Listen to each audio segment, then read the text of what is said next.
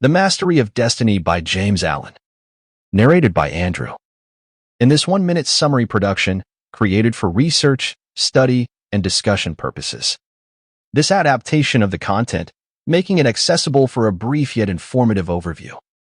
The intention is to provide efficient resource for those looking to engage with the ideas presented in James Allen's work. Chapter 5. Thoroughness.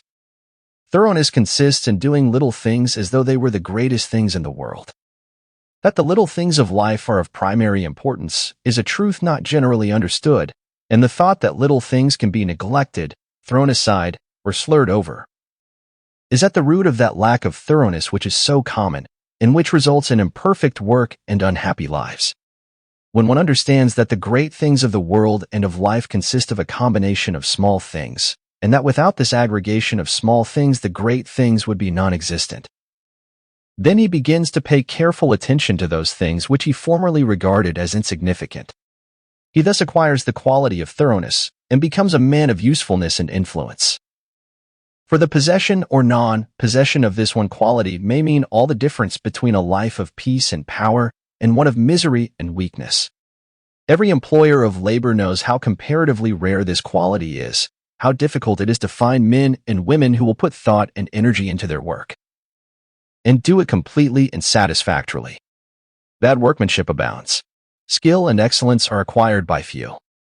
Thoughtlessness, carelessness, and laziness are such common vices that it should cease to appear strange that, in spite of social reform, the ranks of the unemployed should continue to swell. For those who scamp their work today will, another day, in the hour of deep necessity, look and ask for work in vain. The law of the survival of the fittest is not based on cruelty, it is based on justice. It is one aspect of that divine equity which everywhere prevails. Vice is beaten with many stripes. If it were not so, how could virtue be developed?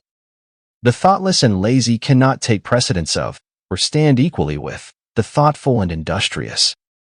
A friend of mine tells me that his father gave all his children the following piece of advice. Whatever your future work may be, put your whole mind upon it and do it thoroughly.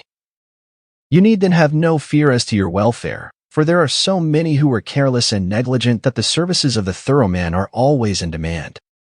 I know those who have, for years, tried almost in vain to secure competent workmanship in spheres which do not require exceptional skill, but which call chiefly for forethought, energy, and conscientious care. They have discharged one after another for negligence, laziness, incompetence, and persistent breaches of duty, not to mention other vices which have no bearing on this subject. Yet the vast army of the unemployed continues to cry out against the laws, against society, and against heaven. The cause of this common lack of thoroughness is not far to seek. It lies in that thirst for pleasure which not only creates a distaste for steady labor, but renders one incapable of doing the best work and of properly fulfilling one's duty. A short time ago, a case came under my observation of a poor woman who was given, at her earnest appeal, a responsible and lucrative position. She had been at her post only a few days when she began to talk of the pleasure trips she was going to have now she had come to that place. She was discharged at the end of a month for negligence and incompetence. As two objects cannot occupy the same space at the same time, so the mind that is occupied with pleasure cannot also be concentrated upon the perfect performance of duty. Pleasure has its own place and time, but its consideration should not be allowed to enter the mind during those hours which should be devoted to duty. Those who, while engaged in their worldly task, are continually dwelling upon anticipated pleasures, cannot do otherwise than bungle through their work, or even neglect it when their pleasure seems to be at stake. Thoroughness is completeness, perfection. It means doing a thing so well that there is nothing left to be desired.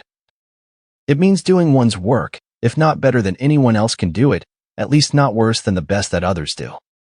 It means the exercise of much thought, the putting forth of great energy, the persistent application of the mind to its task, the cultivation of patience, perseverance, and a high sense of duty. An ancient teacher said, if anything has to be done, let a man do it, let him attack it vigorously, and another teacher said, whatsoever thy hand findeth to do, do it with thy might. He who lacks thoroughness in his worldly duties will also lack the same quality in spiritual things. He will not improve his character, will be weak and half-hearted in his religion, and will not accomplish any good and useful end. The man who keeps one eye on worldly pleasure and the other on religion, and who thinks he can have the advantage of both conditions, will not be thorough either in his pleasure-seeking or his religion, but will make a sorry business of both. It is better to be a wholesale worldling than a half-hearted religionist, better to give the entire mind to a lower thing than half of it to a higher. It is preferable to be thorough, even if it be in a bad or selfish direction, rather than inefficient and squeamish in good directions. For thoroughness leads more rapidly to the development of character and the acquisition of wisdom. It accelerates progress and unfoldment. And while it leads the bad to something better, it spurs the good to higher and ever higher heights of usefulness and power. For more audiobook like this, hit the subscribe button and click on the notification bell so you get notified when we post a new audiobook. Thanks for listening.